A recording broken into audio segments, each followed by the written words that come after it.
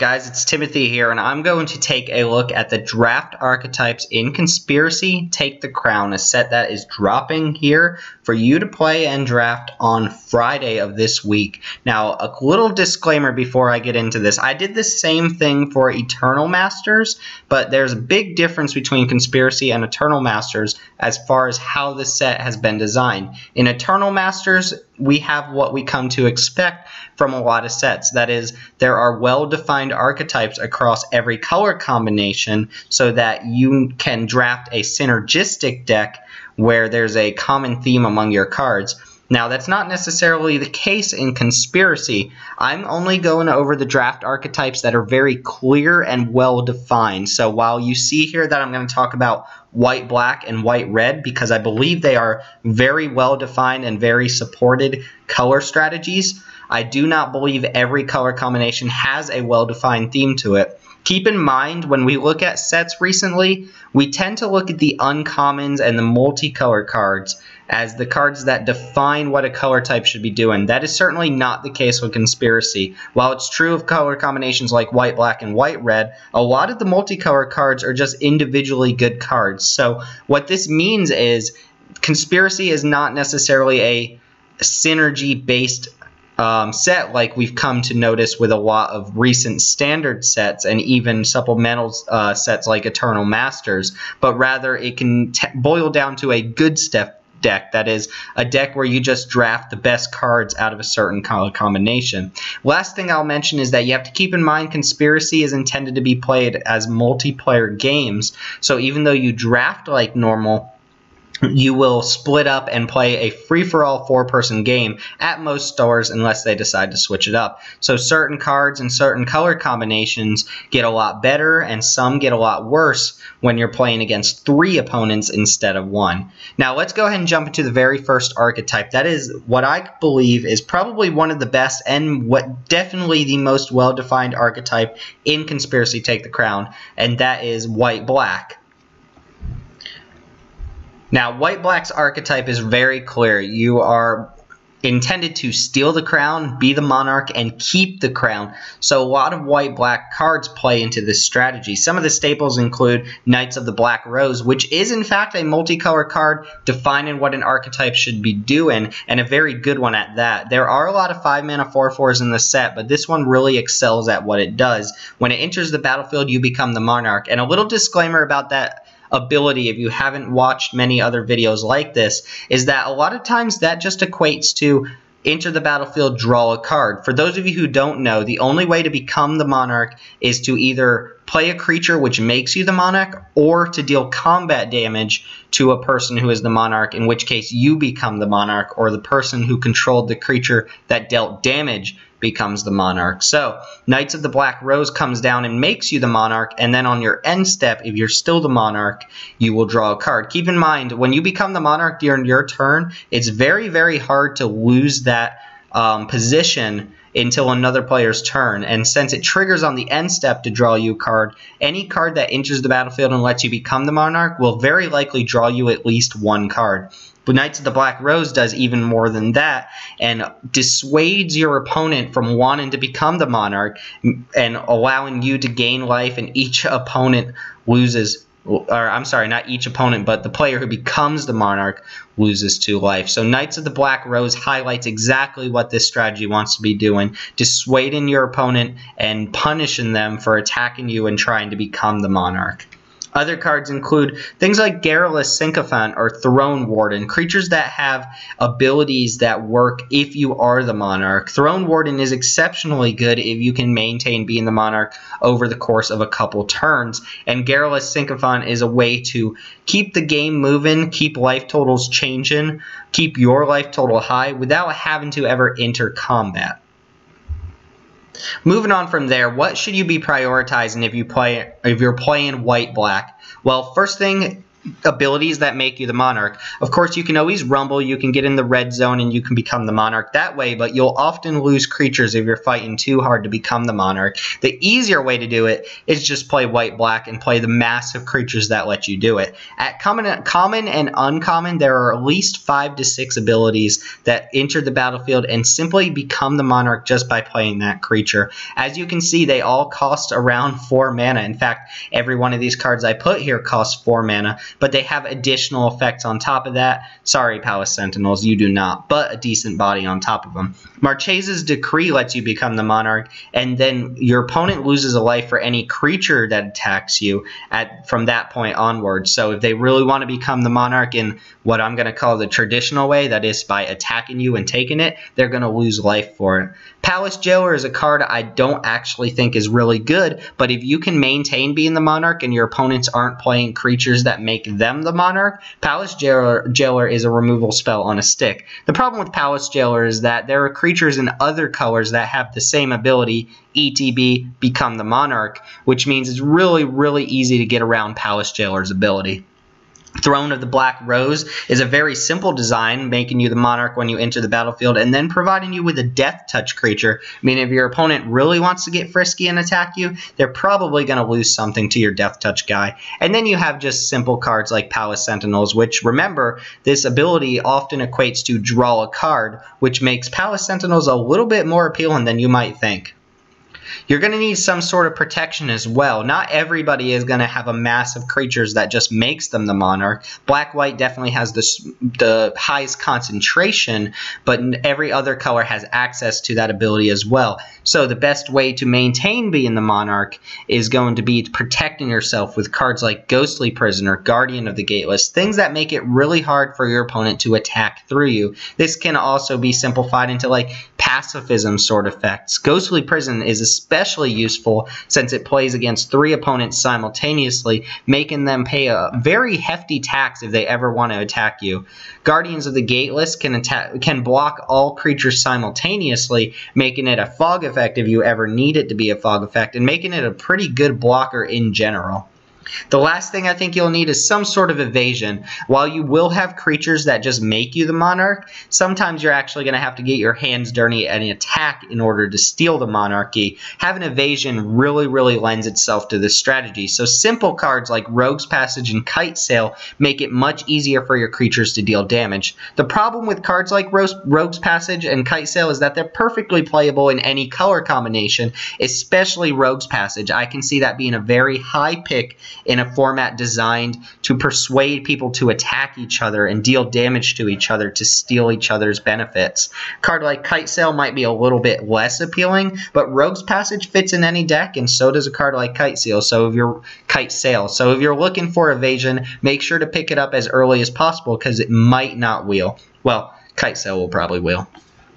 Lastly, one thing I like to look at when I do these sorts of videos is the rares you should be on the lookout for. First off, if there's a very large concentration of rares in a single strategy, that usually means that strategy is going to do very well, or a lot of people are going to be pushing to play that strategy. Second off, it increases the power of your deck since players who don't necessarily want certain cards are more likely to pass them, and these should be the ones that you are on the lookout for. Obviously, don't play with the intentions of getting past every rare for your deck. Just simply note that these cards are a little bit better in this strategy than they might be in just a good stuff deck.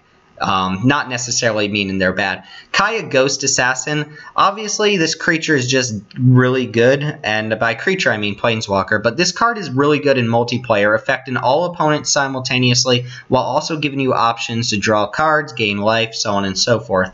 The thing is, she doesn't really lend herself to any sort of Monarch-based deck, doesn't really do anything else that Black-White wants to be doing. It's just if you're already playing Black-White and you open Kyah, well, you're obviously going to play her, and if you open Kyah first, well, guess you might as well force Black-White, so definitely be on the lookout for that one.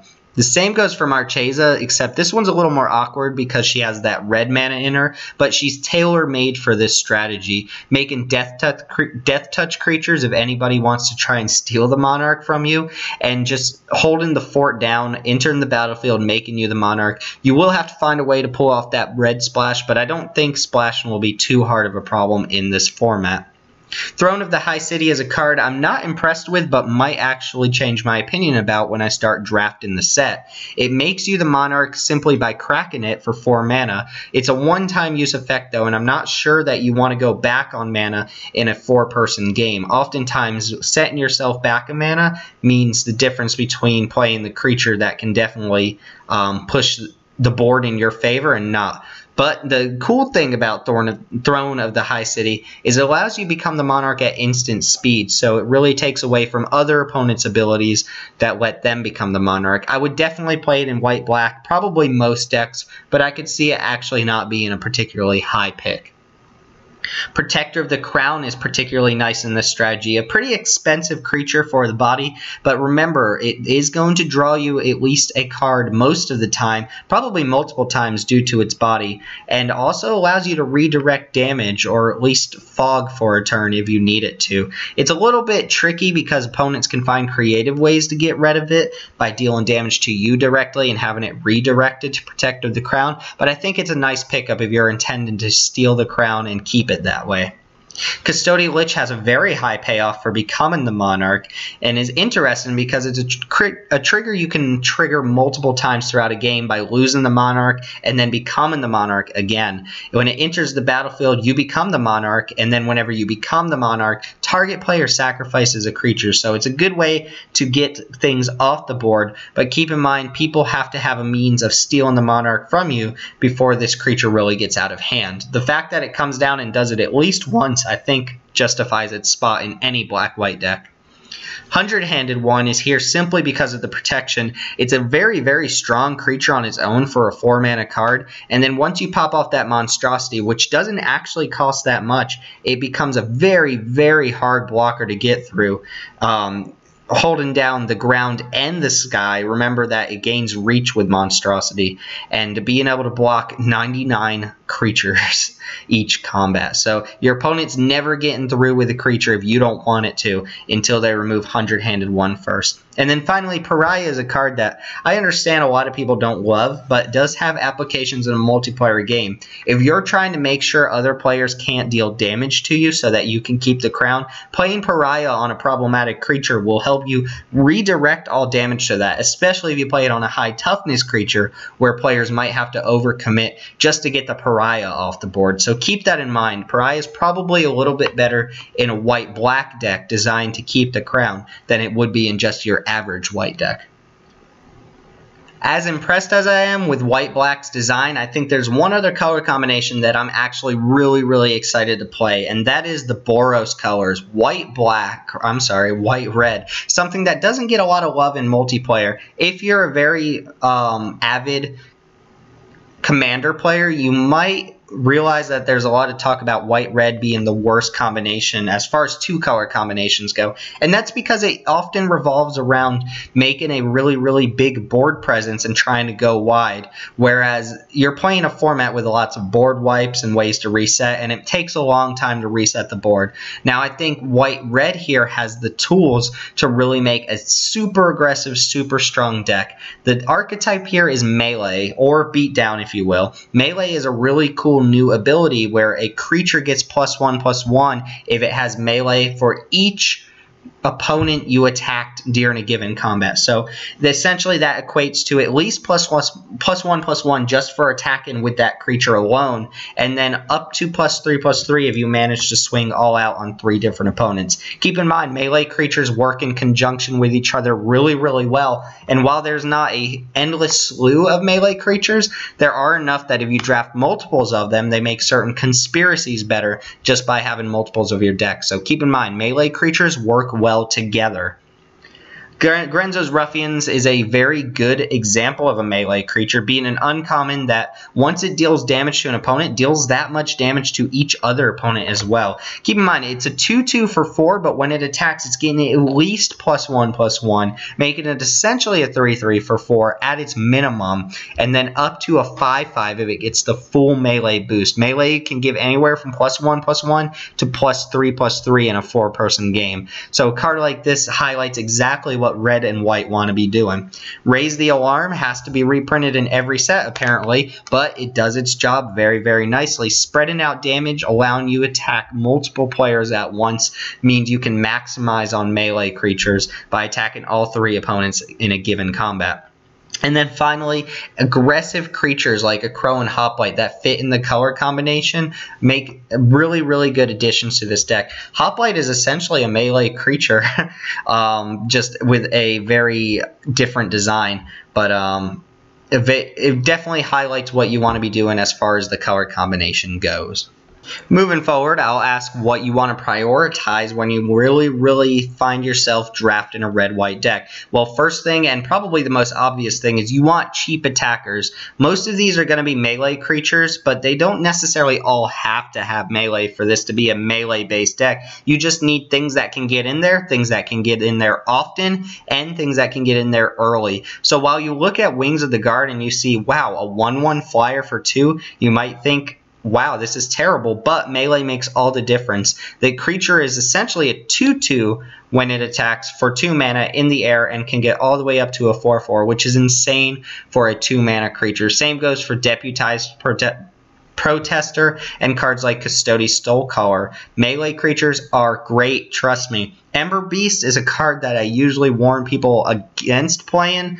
It's usually not very good, but when you're all in trying to deal melee damage, trying to deal combat damage, and trying to take players out of the game, Ember Beast can complement this strategy really, really well by providing you a very efficient body at a very early point in the game. You also want combat tricks, and I will give a little shout out to Conspiracy here in that while there aren't super huge combat tricks and there aren't a lot of them, the ones that are in the set seem to complement the color combination pretty well. That is the red-white one at least. Creature spells, as they're called, are pretty decent in this effect, providing bodies that can attack and pump your melee creatures while also just giving some sort of advantage in combat. So cards like Hollow Henge Spirit, which can remove an attacker from the game, or Off a Guard Hound, which can give a big butt boost to a particular creature. Allow you to make attacks that otherwise wouldn't be particularly great, just so that you can trigger the maximum value of melee. So imagine a situation where I have to send 2 Deputized Protesters in at different opponents, but I want to get that +3/+3, not just +2/+2. So I send in a little 1/1 token, maybe from Raise the Alarms at the 3rd opponent. Well, oftentimes that 3rd opponent's going to have a creature that kills my Raise the Alarms, and it might not seem beneficial to send that creature into combat just to get it eaten so that I can deal extra damage to the other opponents, but using combat tricks like this to save my one creature makes that attack look much better. You also have just your traditional combat tricks in cards like Trumpet Blast, Windborne Charge, and Coordinated Assault. And the one thing I really, really like about instant combat tricks is that you can actually use them to pump your opponent's creatures so long as those creatures aren't coming at you. So a card like Trumpet Blast says attacking creatures get +2/+0 until end of turn. Not necessarily just your attacking creatures, but if your opponent's trying to wipe out another opponent, sometimes you can use them to aid them, while most of the time you'll use them to just push in tons of damage. Windborne Charge is a card I've never played with, but I imagine in a red-white deck focused on beating down and dealing massive amounts of damage, it definitely has application here. And then the final card I'll mention is Adriana's Valor, which does something similar to what I mentioned with the flash creatures above, in that it lets you make a creature indestructible, send it in the red zone, and make otherwise pretty poor attacks just to maximize on your melee creatures. So keep it in mind, it's a conspiracy, so it's a little bit limited in what it can do, but I already mentioned once that melee creatures work in tandem with each other very well. So if I have multiple Wings of the Guard in my deck with the intention of just spreading damage out among my opponents, then picking up a card like Adriana's Valor and naming Wings of the Guard with the hidden agenda might be a game plan for success.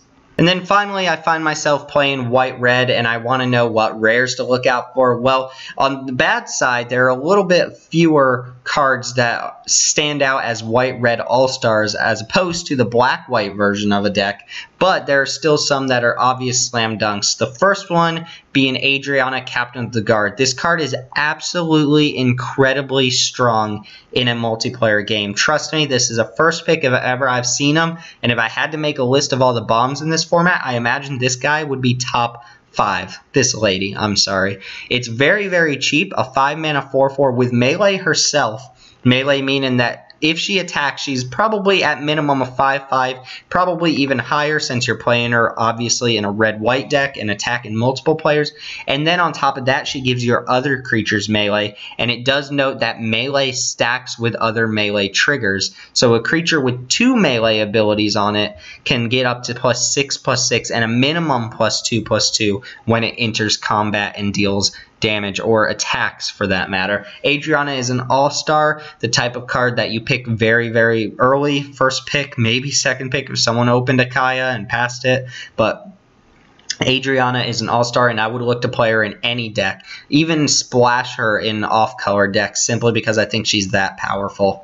Moving on to Grenzo, a little bit less inherently powerful as far as damage output goes, but more of a controlling type red card and a card advantage machine. Grenzo gets in there very, very early, gets in there often. The Goat ability can help keep blockers off your back if you want to pick at creatures, and the Exile ability just makes up for the fact that you're probably going to run out of gas soon if you're playing an aggressive red-white deck. That's another problem with the red-white is they tend to dump their hand, and if your opponent stabilizes while getting rid of your permanents, you're in top deck mode for a large portion of the game. Grenzo gets in there early enough that he helps to mitigate this ability, and keep in mind, Grenzo triggers for each creature that deals damage, so while I normally don't suggest picking on the person who has no blockers, if I have Grenzo on the field, all my creatures are coming your way. I'm sorry, dude. Gratuitous Violence is a card that's hard for me to evaluate. I don't necessarily think it's a first pick card, but it definitely has the output here to be very strong if you draft an aggressive deck. It essentially makes all your creatures deal double damage to creatures and players, meaning that your first strike creatures are really strong, even though there aren't many in this format. But in general, your creatures are going to be dealing massive amounts of damage, making them often must blocks, even if they're going at separate creatures. So imagine I have 2 of the 1/1 white flyer on the battlefield with melee, and I attack multiple opponents, so each of them gets +1/+1. Gratuitous Violence doubles that, meaning my flyers are dealing 4 damage in the air, and I only played 2 mana for those creatures, so Gratuitous Violence can definitely get you there, and it's the type of card that really makes multiplayer easier for you if you draft an aggressive deck, since you can take single opponents out in one fell swoop and then focus your attention on other opponents afterwards. And finally, Recruiter of the Guard doesn't look inherently powerful, but the fact that it gives you a body while fetching up another cheap body seems pretty nice in a deck like this. While Recruiter won't be pulling its own weight on the battlefield very often, it is the type of card you'll often send in there to maximize on your melee potential, but it also just fetches a meleeer from your deck since most of them are very low toughness creatures.